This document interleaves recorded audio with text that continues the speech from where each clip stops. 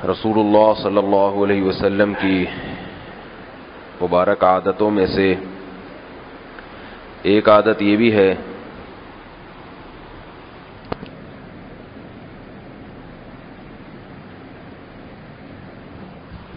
رسول اللہ صلی اللہ علیہ وسلم کی مبارک عادتوں میں سے ایک مبارک عادت یہ بھی تھی کہ آپ صلی اللہ علیہ وسلم کو جب بھی کوئی پریشانی لاحق ہوتی تو آپ نماز کی طرف رجوع فرماتے تھے.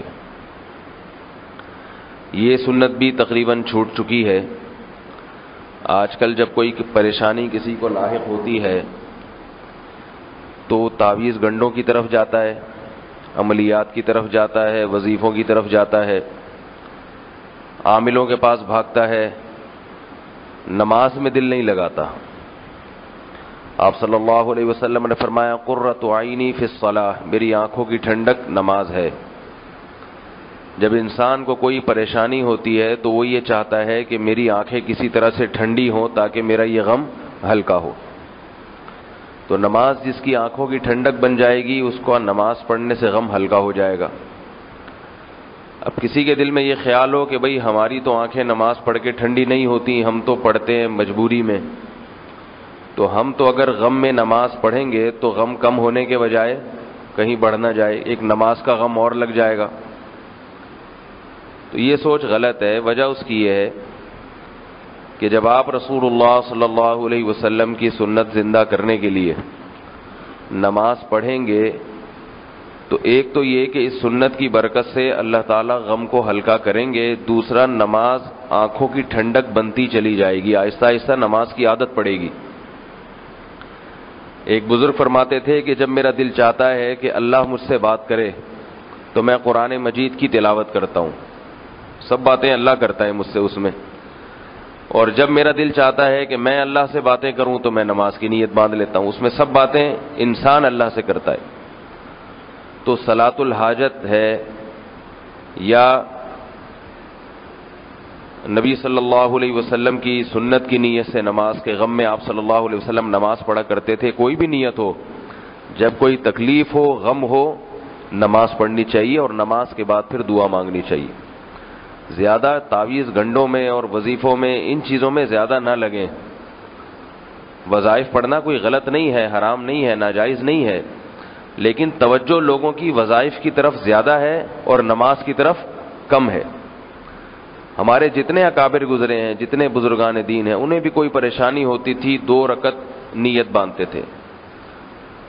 قرآن مجید میں بھی اللہ نے فرمایا وَاسْتَعِینُوا بِالصَّبْرِ وَالصَّلَاةِ، پریشانیوں میں مدد طلب کرو صبر کے ذریعے اور نماز کے ذریعے.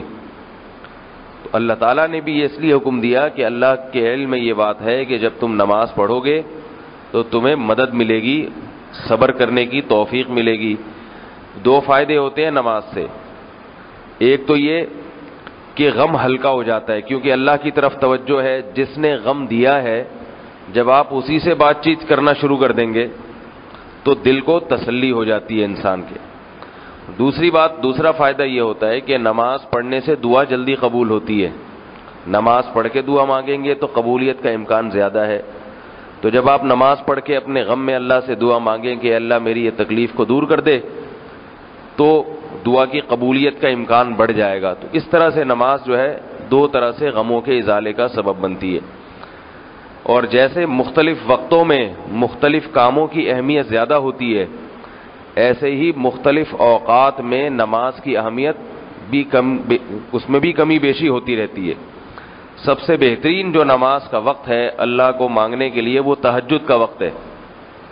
کسی کو کوئی غم ہو، میں دعوے سے کہتا ہوں، گارنٹی سے کہتا ہوں، کسی بھی قسم کا دنیا کا کوئی غم لگا ہو اس کو، وہ کسی طرح ہمت کر کے رات کو تہجد میں اٹھے اور 2 رکعت تسلی سے پڑھ کے اللہ سے مانگے تو دیکھے کہ اس کے دل کا بوجھ کتنا ہلکا ہو جاتا ہے.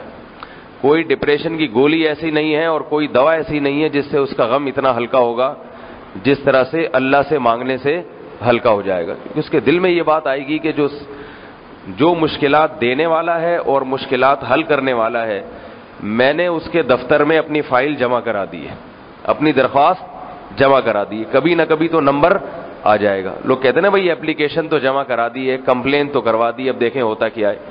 تو ہم تو دنیا کے دفتروں میں کمپلین کروا کے مطمئن ہو جاتے ہیں، حالانکہ اس میں 100% اس کا امکان نہیں ہوتا کہ آپ کی اپلیکیشن منظور بھی ہوگی. تو اللہ کے دفتر میں تو 100% امکان ہوتا ہے کہ وہ منظور ہوگی.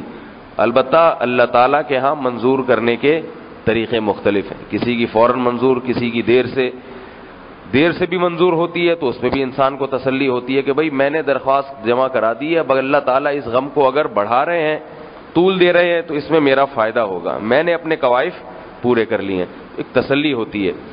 تو اللہ تعالیٰ ہمیں رسول اللہ صلی اللہ علیہ وسلم کی اس سنت کو زندہ کرنے کی توفیق عطا فرمائے. گھروں میں اس کا معمول بنانا چاہیے، بچوں کو سکھانا چاہیے کہ بھئی نماز میں دل لگاؤ، جب کوئی پریشانی ہو نماز پڑھ کے اللہ سے مانگا کرو. اللہ تعالیٰ سمجھنے کی، عمل کی توفیق عطا فرمائے. وما علینا الا البلاغ. سبحان اللہ.